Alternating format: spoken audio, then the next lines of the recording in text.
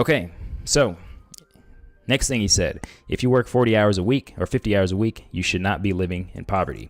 Okay, so let's talk about incentives. So seller slash employee is to get as much from the buyer as possible. Buyer slash employer, get as much from the seller as possible. Politician, get as much from the taxpayer as possible. How can you do this? Get elected, raise taxes, improve pension benefits for yourself, improve your working conditions, such as, I don't know, spending a ton of money on improving the congressional little working area there like they did.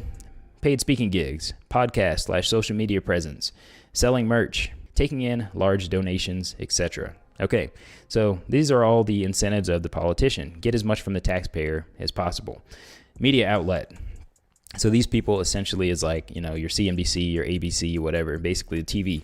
Get as much money from advertisers as possible. So they'll sell fear, they'll sell half-truths, basically anything that will draw attention. And the voter, which can be you, is get as much from the politicians as possible. So when we put all of these together, we get a picture that actually starts to make some more sense, right? So when you are basically these in the yellow, you're either the voter or you are the seller slash employee. So what you can try to do is you can try to get as much as you can from the politician, or you can try to get as much as you can from the employer. So what you can do is you can either be the voter who votes to have the politician take money from the buyer slash employer, put it in the politician's hands, and then give it to the voter, or you can be the seller slash employee and you can offer services to the buyer slash employer and you can get money that way. So that's basically the two options, and I'm not going to put anything else more on that. That's just your two options. But one thing is, the buyer slash employer is more honest. You know exactly what they want, right?